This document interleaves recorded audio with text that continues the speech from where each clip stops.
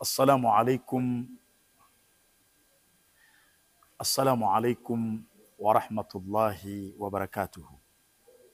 الحمد لله رب العالمين والعاقبة للمتقين فلا عدوانا إلا على الظالمين، والصلاة والسلام على أشرف الأنبياء والمرسلين سيدنا محمد وعلى آله وأصحابه الكرام ومن تبعهم بإحسان إلى يوم الدين. أما بعد، أيها المشاهدون الكرام، ndugu wapenzi watazamaji, leo ni mwanzo wa darsa yetu ya usulul fiqhi katika kitabu kinachoitwa Imta'ul Uqul bi Rawdatil Usul, al-juz'ul awwal, ta'alif Abdul Qadir ibn Shaybah al-Hamdi,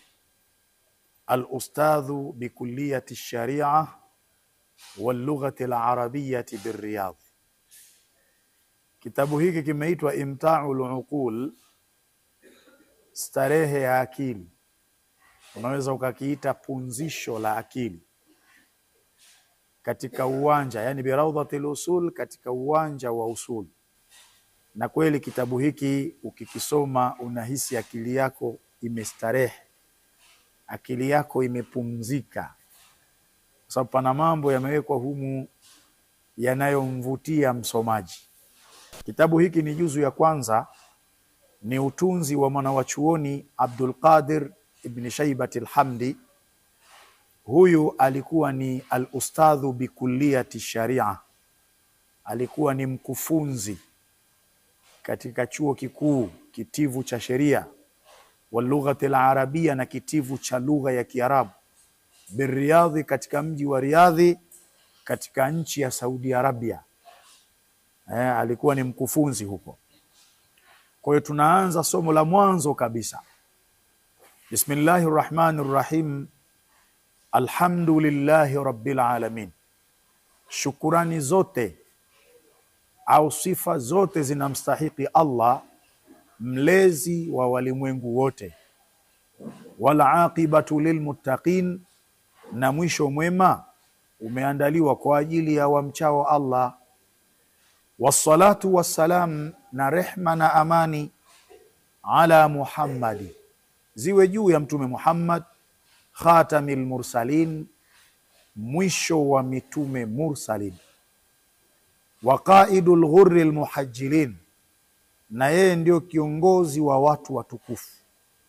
Qaidul ghurril muhajjilin, mtume ni kiongozi wa watu watukufu. Ukitizama katika kamusi wameweka kabisa al-ghurri sharifu qaum, ni mtukufu wa watu. Ndivyo alivyokuwa mtume wetu Muhammad sallallahu alaihi wasallam. Amma ba'd, ama baada ya haya, fahadhihi tadhkiratun fi usulil fiqh. Ukumbusho huu ni katika fani ya usulul fiqh.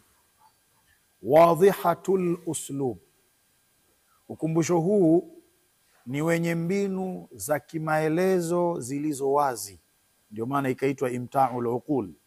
Sahlatul ibara, ukumbusho huu ni wenye ibara nyepesi. Tuqarribul qasi, ukumbusho huu unamsogeza mtafiti. Min qawaidihi, kutokana na kanuni zake, au unaweza ukasema unamweka karibu aliye mbali. Tuqarribul qasi, unamweka karibu aliye mbali. Min qawaidihi, kutokana na kanuni zake. Watajma'ul faraida min shawaridihi, na inakusanya vitu vilivyotapanyika kutoka kwenye mitapanyiko yake. Watajma'ul faraid, na unakusanya vitu kukifanya kuwa ni kitu kimoja.